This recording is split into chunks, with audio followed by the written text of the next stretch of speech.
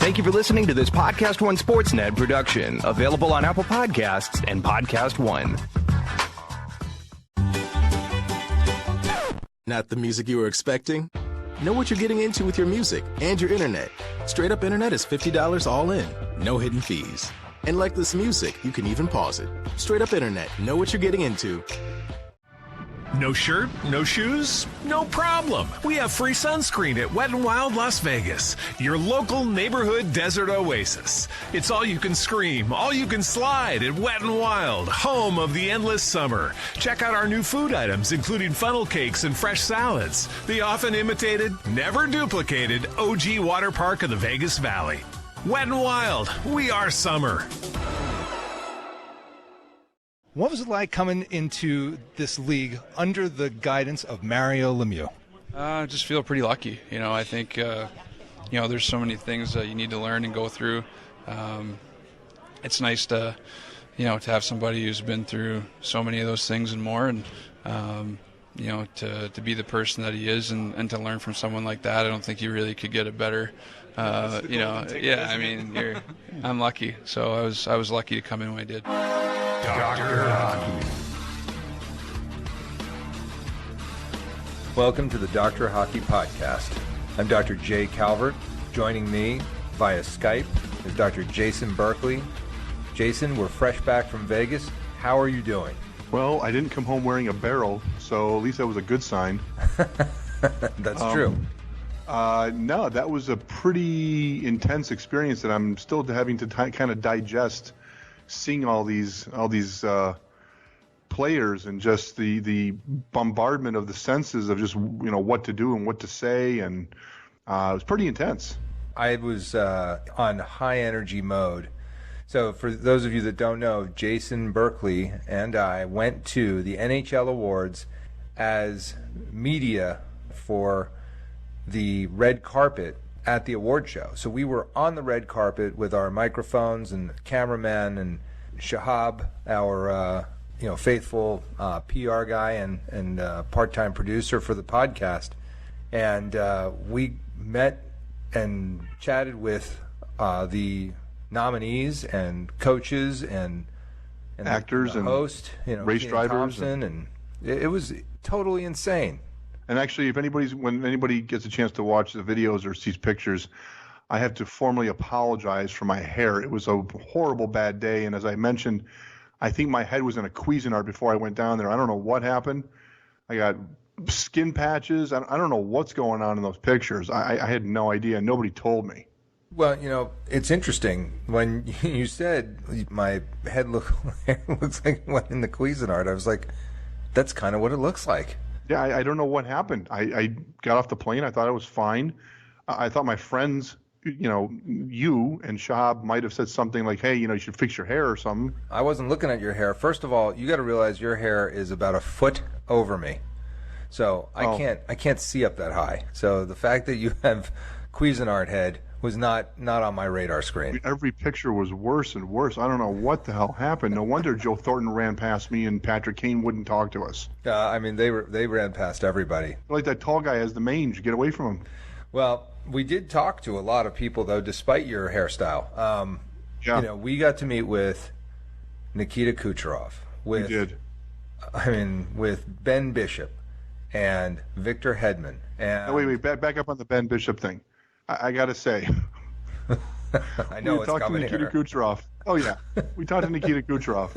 It was a great interview. We actually met his agent, Dan Milstein, who was a very nice guy. Also, Pavel Datsyuk and other Russian player and other players. Agent, very, very nice guy. And we were kind of in a bit of a lull waiting for the next player. And Shahab goes, oh, quick, back there. It's Ben Bishop. So I turn around reflexively and yell, Ben. And it was only Kucherov was there. And he goes, no, he's coming. And I'm like, Shahab, you basically just had me call Nikita Kucherov Ben Bishop. Yeah, I don't know what that was about. Ben Bishop doesn't even look like Nikita Kucherov. They're not even close. About a foot taller. He's a foot taller than Kuch. He's not Russian. Nope, not at all. I don't know what Shahab was thinking, and he totally misled me, and I, like an idiot, I turned around and yelled, hey, Ben. So, Nikita Kucherov, if you happen to be listening, I sincerely apologize.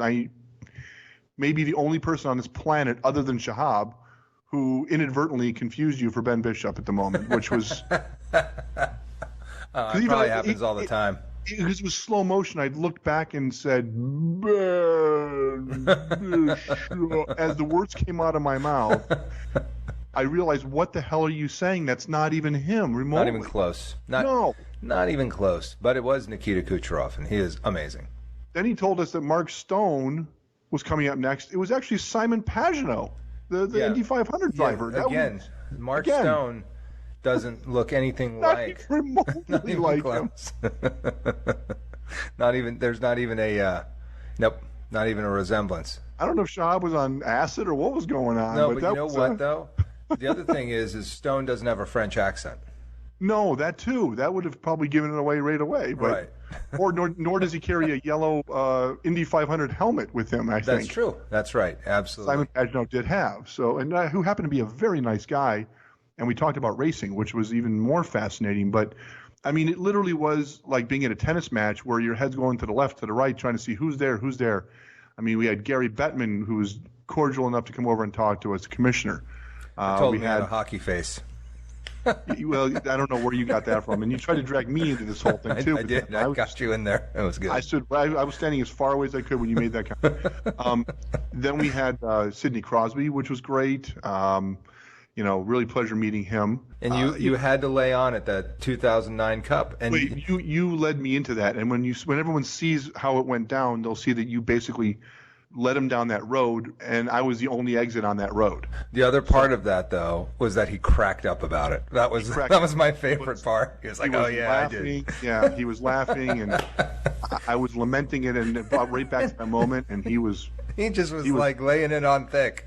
He's like, "Yeah, I did ruin that for you. I got it." Yeah, he wasn't an ounce of remorse in that voice, but not that's even okay. Close. He was all over it. We had Keenan Thompson, who was great. We talked to him for about 10 minutes actually, and really, really nice guy. So you'll see all the excitement that we have once it's all ready to go. And actually, I think the podcast is going to be coming out of the audio coming out very, very soon, and then we'll have the video. So we got to cut that up though, because it's so many interviews, and it's just like you can't even like digest it all in one shot. I think what we'll do, just for the listeners. Oh, by the way, Nick Foligno, that was one of the highlights. Yeah, he was such a cool guy. Was really was laughing. It was a really, really a fun interview with him. We had Victor Hedman, a lot bigger than I expected. I didn't expect giant guy. We had Brett Burns, who is very nice, but just as scary in person. He's a mountain of a man, isn't he? Yeah, he's just a giant person. As they said in Christmas Vacation, a bulging man. I mean, just really. Not the kind of guy the kind of guy you'd want to obviously have on your side, and I would be kind of afraid to play against him. I mean, frankly, just he's a beast out there, but just was really open with answering questions. We talked about Carlson and all that. That was a great, such a real nice guy that he was. I was very appreciative of his interview. So Mark Messier, I mean, come on, legend. He was actually getting like he said, he was getting goosebumps talking about the '94 Cup. Well, because I had asked him, I said to him, of all the multiple cups you've won, is there one that really stands out? And he kind of was, hedging a bit, whatever else. And Jay, you kind of pulled it out of him in a sense. And, I broke into a cold sweat because I'm thinking to myself, oh my God, I'm talking to Mark Messier. I mean, it was nuts. It was just so fun. The reality of Connor McDavid, which was fantastic because you actually admitted to him that you bet against him in the steak bet. I did. I told him I owe Kevin Connolly a steak dinner and a steak to go because he not only did he get 100 points, but he went way past it. And I told him it was not because of you. Obviously, I think he's the best player that's on the ice. But I said, your team wasn't supportive, and I thought it was going to be hard for you to get 100 points without a supportive team. No, you obviously were clear that you didn't need it. He shot you a look like he's about to yank your sport coat over your head and start giving you a couple of haymakers. I thought he might do that.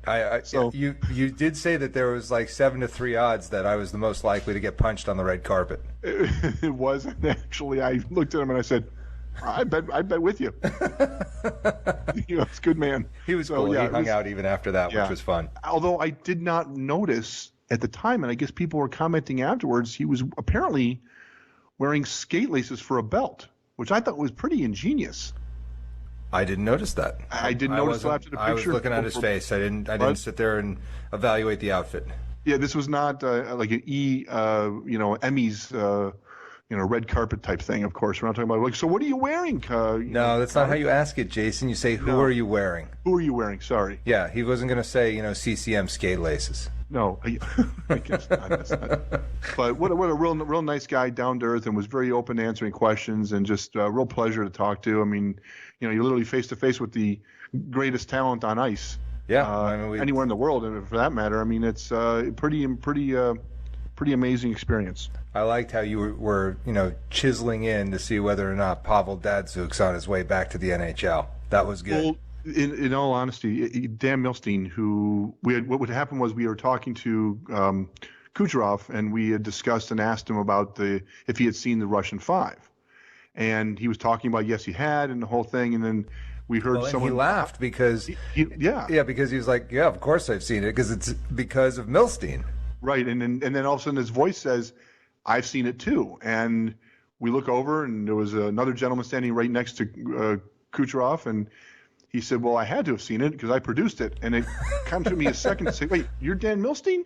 And it was like this whole thing, like, "Yes, I am." So you'll see the interview, but I did ask him, and I said, what's it going to take to get Pavel Datsyuk back to the Wings, finish out his career? And he said that he has just signed a 1-year deal with his hometown team, and I was really disappointed. I said, "Oh, I wish I could have seen him and play in a winged wheel again." And he said, "Well, you never say never." But, he's 42. 41. 41, yes, so he would be 42 when he would have to sign back with the Red Wings. What's his name? Yager. Yes, thank you. Yager played till he was 45, 46. I mean, 46. Gordy played till he was 52. I mean, come on. It's possible. It's possible. Well, he may not be as fast as he used to be, but he could, deke the hell out of somebody, break some ankles out there. So, why not? Well, I want to circle back to Nick Foligno because he's an awesome player, and look at the the Blue Jackets, did so great this year in the playoffs. I mean, they A, made the playoffs, B, they beat Washington. They're a hot team, and I was asking him about playing with Seth Jones, who's been on the podcast, and he said you got to not take him for granted because of all the great things that he does, but that is one superior defenseman, and he just had a lot of good things to say about everybody on that team, and I think the Jackets are definitely on an upswing at this point, and Foligno's a big part of it. He's a great captain, and absolutely just an inspiring guy to talk to. We had Coach Berube.